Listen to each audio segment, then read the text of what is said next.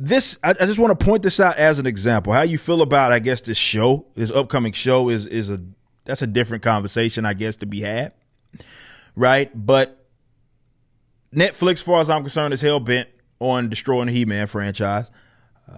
They are putting out this. It's called He-Man and the Master of the Universe. So I guess this one's actually going to focus more on him because He-Man is in the beginning of the actual show title. Now, of course, I looked at this and I responded by the power of Grayskull. It's like it's like a Pixar looking He-Man show. And how you feel about that animation look, that's your business. I don't even want to discuss that. But the entire flavor of the show, when you hear some of these guys are talking, were for you example, still you on the inside, but you look like him on the outside? Or was he the same on the outside? it's like this childish, uber. It's trying to be entirely lighthearted, which is a big separation from what we got from certainly original He-Man. And it's like He-Man has no grit to him at all. And the show's feel has almost no grit to it at all. It's goofy.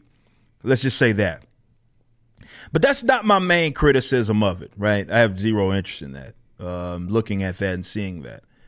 But the way that people try to shield stuff that is put out like this, and they try to shield it from any sort of criticism by saying, I'm going to show you a comment of it. If I can find it, it's the whole, it's for right this one right here. It's meant for the kids, not the adults. We've seen that from DC. We've seen that from Star Wars, Marvel. You've seen this from a lot of franchises where the people that just basically protect anything it is that they put out there. In the event that you are a competent person that criticizes something, it's for the kids. It's for the kids. It's not for you. It's for the kids.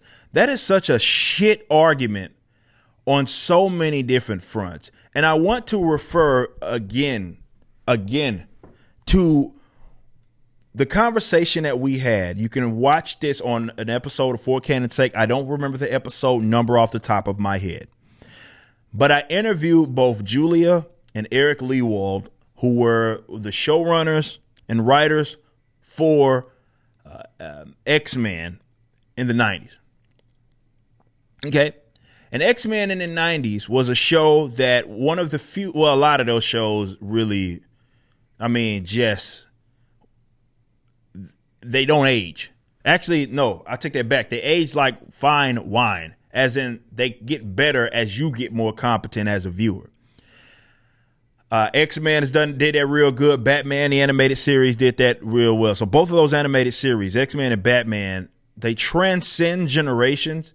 You know why? It's because, as Eric and Julia Lewald we specifically discussed this topic, they refused to write down to the audience. Now, what does that mean, right? What does that mean? It means that, may this show be on Fox Kids or something? Of course. But the idea that the child or a kid that maybe watched this should be, for one, they're not going to be kids forever.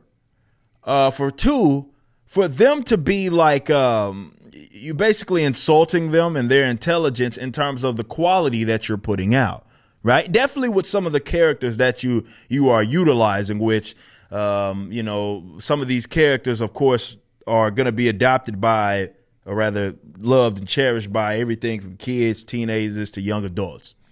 Okay. So when you say it's just for the kids, you're basically saying it's so mundane and so shit that, of course, you may criticize it, but a kid, they should be able to consume this mindless bull crap because, they're children. I don't even know why you would even want to subject yourself, or rather subject your children to that. But it's a bad argument because what we have seen is those like shows that have been able to transcend generations, like again the X-Men the animated series and Batman the animated series, those were appearing on like in cartoon blocks that were supposed to be for kids. Yet why do you think they transcend generations? Why do you think it was able to be consumed by people that were of this wider demographic? Because they weren't writing down to the audience. And I'm not using the term wider demographic as in trying to encompass everybody. That's not what I'm saying. I'm saying that you got to understand that you're using comic book characters. Comic book readers are generally competent people. Like, I'm talking about the readers, not the ones that just MCU normies. I'm not talking about those guys. Those guys actually might be zombies. It's up for dispute. But when we talk about actual people that are like our comic book readers, these characters that you take them, you take these characters and you put them in that setting where they're being an animation or something, then, you know, you have to kind of anticipate that it's not just some 4-year-old that's going to be watching it. OK, but it's a bad argument, because even so, even if that 4-year-old watches it, why does their content have to be dog shit? And aside from what the brand was representing, I get it. Look, He-Man was basically built on selling merchandise, selling toys and all of that. I'm not oblivious to that. I'm just specifically responding to the argument of, or the non-argument of, it's for the kids, which basically you're suggesting that it shields essentially any criticism of it because you are a competent adult analyzing it for its merits or lack thereof.